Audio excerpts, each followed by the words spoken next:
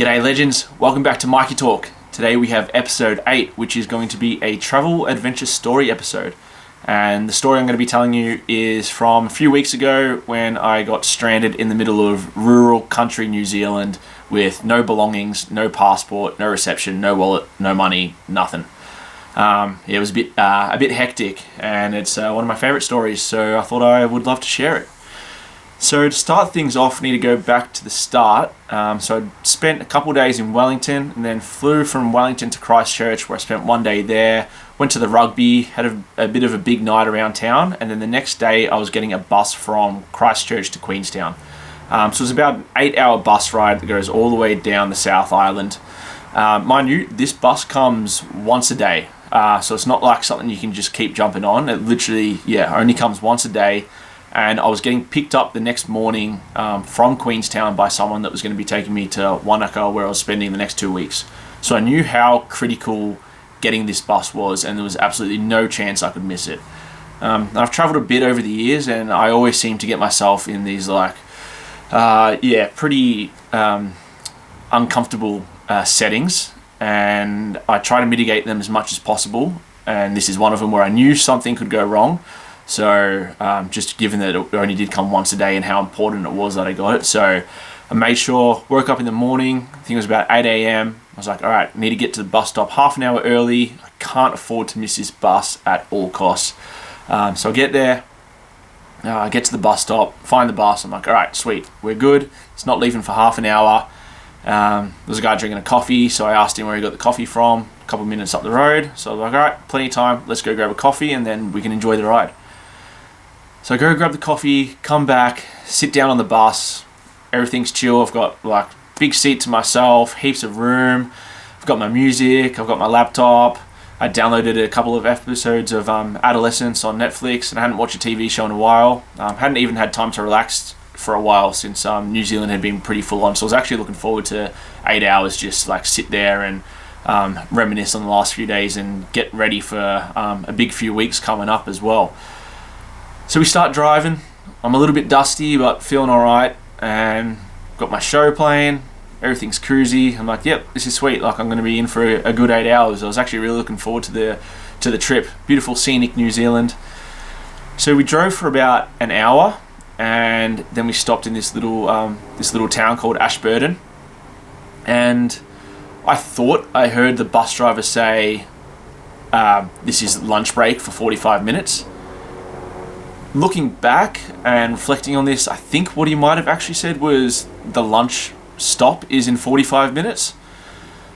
So we stop there, and some people get up, start getting off because this is their stop. And I was pretty hungry at the time, hadn't eaten anything, so I'm like, all right, got a lunch break, this could be a good time to go get a sandwich or something.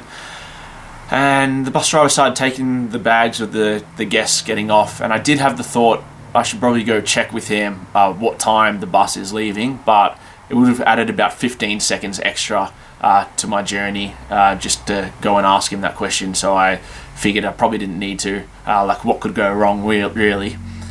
So I leave all my belongings on there. So I left my bag on there. My bag had my laptop, had my luggage, my passport, my wallet, everything. All I took off the bus with me was my drink bottle and my phone. And I had a SIM card in the phone, but I didn't have any calls or texts. Just had internet roaming. So I get off the bus, and it's absolutely quiet country town. There's nothing really going on. I can't remember what day of the week it was. I think it was a Saturday or a Sunday. So I just go for a little wander. It's always nice when you're in a new area. Just how often do you get to be in the middle of a random country town in New Zealand? So I'm walking around. And then I saw this cool looking roadhouse, American diner roadhouse style, cafe. And it's all right, perfect time to get a BLT. So I go in there, order my BLT. The cafe was real sick. It was very old school American. So I had the thought of going back to the bus and getting my camera so I could take some pictures of it. So I ordered the food, then I go to walk back to the bus. I get to the main road where it was on. And mind you, this is a big green bus. You can't miss it. And I look up at the stop, and it wasn't there. I was like, huh. So I'm pretty sure that's where the bus was. So I walk up a little bit further, and then I look down the road, and about 200 meters away is the bus driving off. And at that point, I didn't even have time to panic. I was like, oh fuck, like that's the bus. I just started legging it.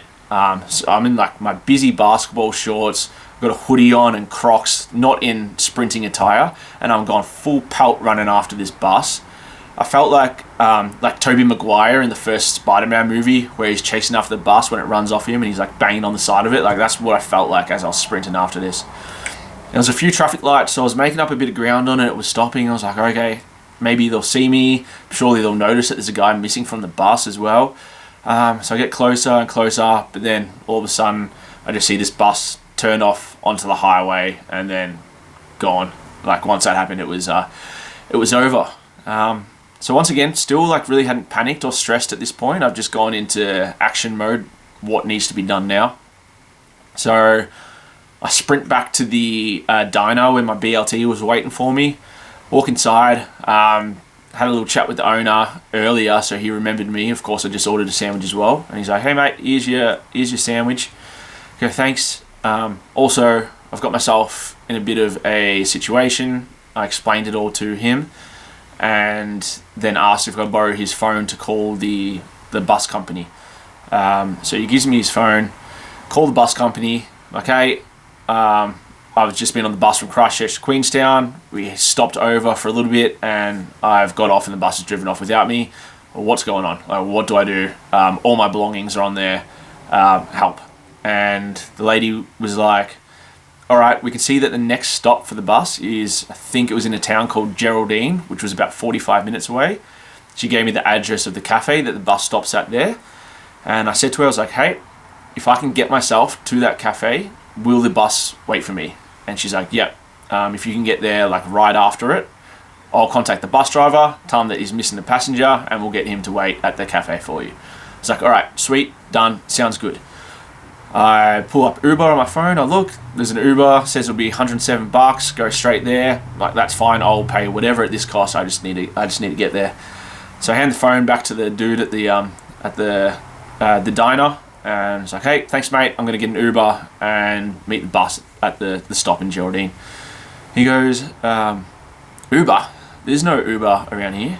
And I looked at my phone and they did say there was one there. So I was like, no, like it looks like there is Uber. He's like, I've never heard of Uber. I'm like, okay, well, it says there is. I'm sure this guy doesn't know what he's talking about. Go outside, call the Uber, wait 2 minutes looking for a driver, 5 minutes looking for a driver. Now I'm starting to like panic a little bit. Because I'm like, fuck, how long do I just wait for it to find a driver? Maybe he's right, there's none around here. And then I hit the 10-minute mark. I was like, nah, I just got to make the executive decision and bail on this. So cancelled the Uber, went back inside. I was like, yeah, mate, you're right. There's no Uber around here. I was like, fuck. I was like, is there anyone that you know around here that would be down to drive me for $100? And there was a lady. Her name's Nicola, and she's a lovely angel that has just appeared into my life. She just had a burger and a coffee ordered to her, just arrived at her table, and she turned around and she goes, oh, where do you want to go? I'm like, I need to get to Geraldine. She goes, yeah, I'll take you. She goes, you in a rush, or like, can I eat and then we go after? And I felt so bad during this because already she's doing me a huge favour, but I had to say, look, this is actually a big rush. Like there's a bus waiting for me there that I have to catch.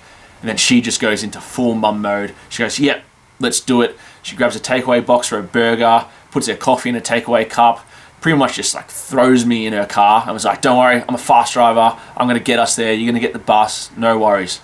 So then we start heading there. She needed petrol, so we stopped at a gas station to get some petrol. So while I was there, I borrowed... okay, go back a little bit. Nicola lived in the area and she wasn't really even meant to be stopping anywhere for the day. So she didn't have her phone or anything on her herself. She was just chilling. So I couldn't call the bus company anymore and she didn't have the phone. So when we stopped to fill up with gas, I borrowed a phone at the petrol station, called the bus company again. I was like, hey, just spoke to you before. I have a lift there. I'm going to be there in exactly 45 minutes. Can you just confirm for me that the bus is going to wait there for me? I told him exactly the time that I was going to arrive there. Because the last thing I wanted to do was head all the way down there and then the bus not be there. Bus company was in shambles a little bit. I don't know how it worked, but every time I called, I'd speak to someone else and put on hold, and they'll put in notes on my file, or I don't know. I don't really know what was going on. Didn't have much confidence in them, but she guaranteed me. She was like, yep, if you're going to be there in 45 minutes, the bus will be there waiting for you. And they knew how I had all my belongings and stuff on there, so I figured that they would probably take that in consideration and wait for me. So I was like, all right, let's do it. Jumped in the car. Nicola is like fucking crazy driver. She's speeding the whole way. She knows where the cops is probably waiting, so she slows down at those points, but like she's absolutely fanging it there. She's on a mission to get me there safely. She also had an incredible story in life herself, so I quite enjoyed the car ride with her, just getting to hear about where she got to in life and all her own adventures and situations she'd been in. So it was lovely. And then we're getting there. We're approaching the cafe. It's another small country town. I've got the maps up on my phone. My phone also doesn't have that much battery, so all we had was like the maps off my phone to go off, and that's it.